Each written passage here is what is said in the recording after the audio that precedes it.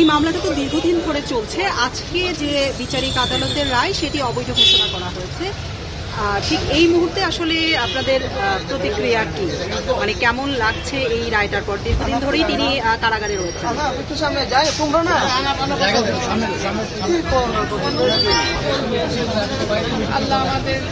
আল্লাহর দিকে চেয়েছিলাম বিচারের জন্য, আল্লাহ ন্যায় বিচার আমাদের দয়া করেছেন, এটাই আল্লাহর দরবারে শুকরিয়া।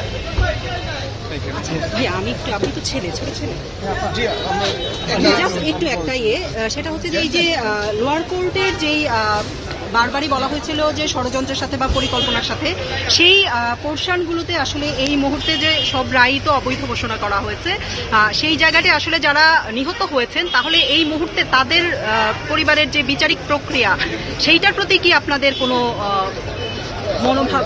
আমাদের কোনো মন্তব্য নেই, শুক্রিয়া আদায় করছি। আলহামদুলিল্লাহ আপনাদের সবার কাছে আমরা ন্যায় বিচার চেয়েছিলাম, ন্যায় বিচার পেয়েছি এবং সবার কাছে দোয়া করছি যেন ইনশাল্লাহ, কামনা করছি যেন ইনশাল্লাহ আমার বাবাকে ফিরত নিয়ে আসতে পারি। খুব শিগগিরই বের হয়ে যাবে ইনশাল্লাহ।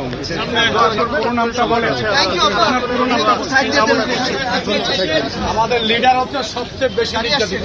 এই মামলাটা তো দীর্ঘদিন ধরে চলছে। আজকে যে বিচারিক আদালতের রায় সেটি অবৈধ ঘোষণা করা হয়েছে।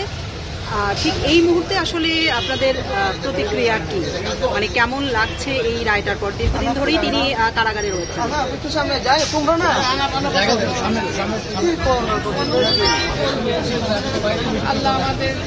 আল্লাহর দিকে চেয়েছিলাম বিচারের জন্য, আল্লাহ ন্যায় বিচার আমাদের দয়া করেছেন, এটাই আল্লাহর দরবারে শুকরিয়া।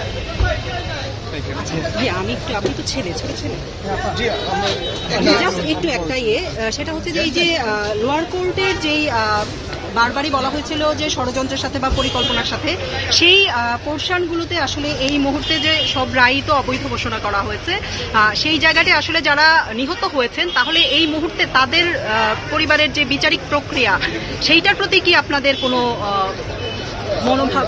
আমাদের কোনো মন্তব্য নেই, শুক্রিয়া আদায় করছি। আলহামদুলিল্লাহ আপনাদের সবার কাছে আমরা ন্যায় বিচার চেয়েছিলাম, ন্যায় বিচার পেয়েছি এবং সবার কাছে দোয়া করছি যেন ইনশাল্লাহ, কামনা করছি যেন ইনশাল্লাহ আমার বাবাকে ফিরত নিয়ে আসতে পারি। খুব শিগগিরই বের হয়ে যাবে ইনশাল্লাহ।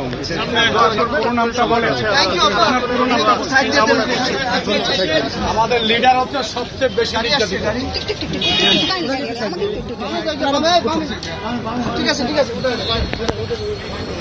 দেখতে যাও, দেখতে চলে যাও, তোমার সাথে যাও আস্তে আস্তে।